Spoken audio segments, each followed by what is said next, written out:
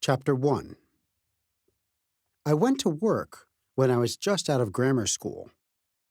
I got a job as a quotation-board boy in a stock brokerage office. I was quick at figures. At school, I did 3 years of arithmetic in one. I was particularly good at mental arithmetic.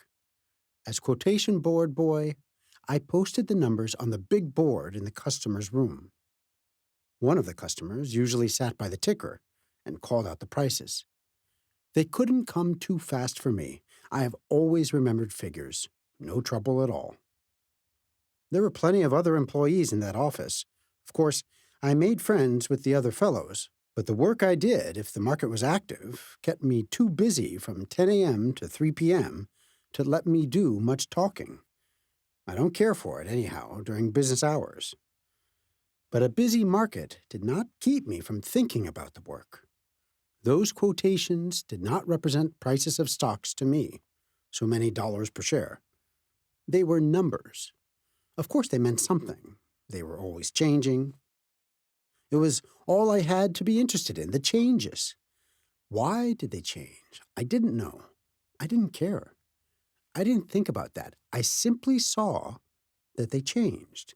That was all I had to think about 5 hours every day and 2 on Saturdays, that they were always changing.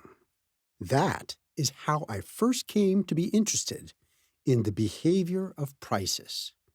I had a very good memory for figures. I could remember in detail how the prices had acted on the previous day, just before they went up or down.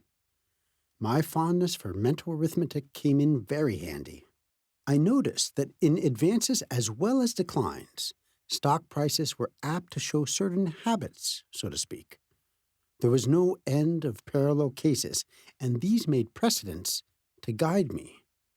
I was only 14, but after I had taken hundreds of observations in my mind, I found myself testing their accuracy, comparing the behavior of stocks today with other days.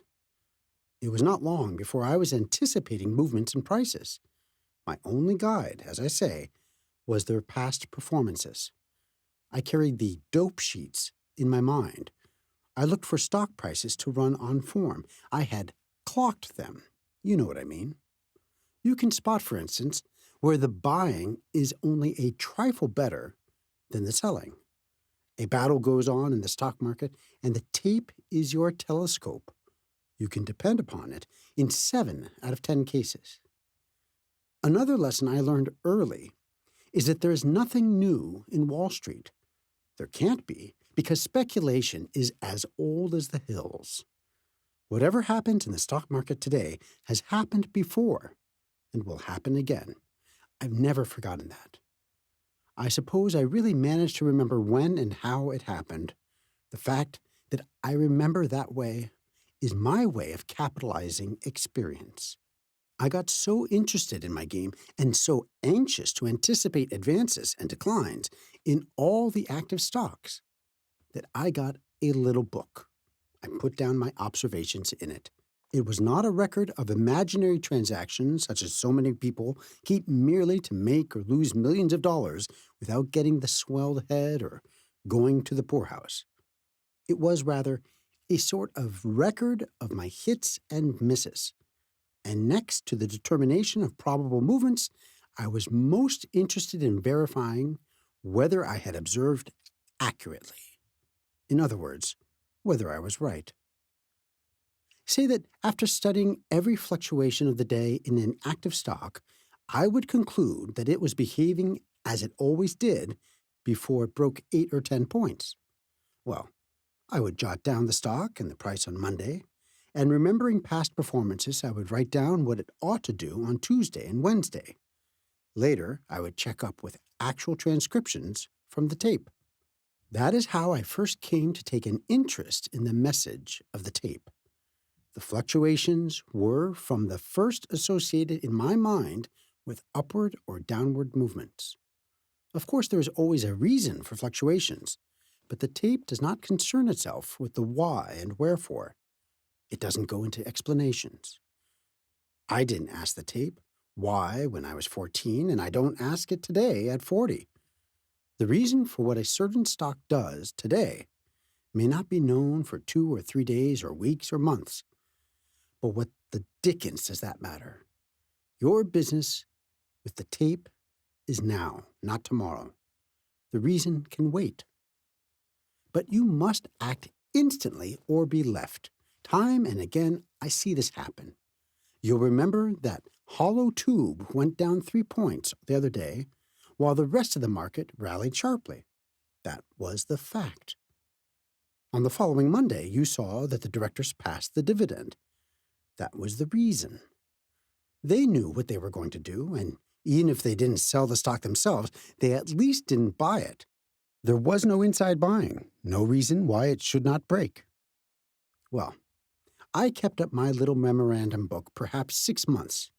Instead of leaving for home the moment I was through with my work, I'd jot down the figures I wanted, and I would study the changes, always looking for the repetitions and parallelisms of behavior, learning to read the tape, although I was not aware of it at the time. One day, one of the office boys, he was older than I, came to me where I was eating my lunch and asked me on the quiet if I had any money. "Why do you want to know?" I said. "Well," he said, "I've got a dandy tip on Burlington. I'm going to play it if I can get somebody to go in with me." "How do you mean play it?" I asked.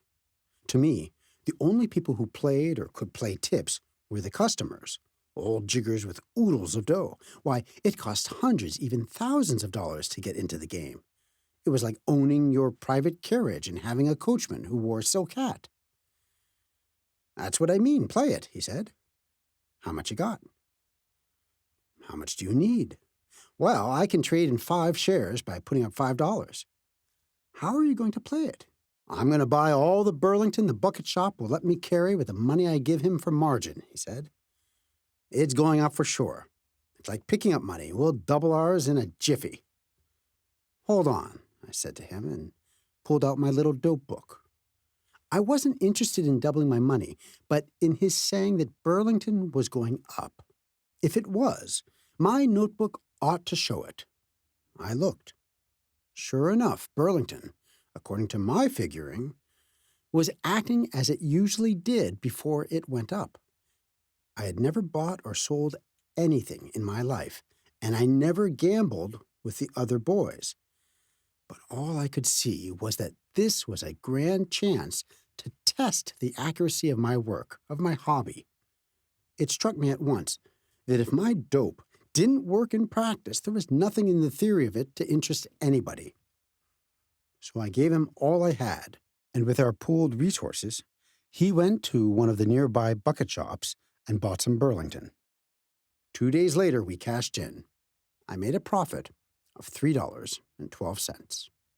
After that first trade, I got to speculating on my own hook in the bucket shops. I'd go during lunch hour and buy or sell. It never made any difference to me. I was playing a system and not a favorite stock or backing opinions. All I knew was the arithmetic of it.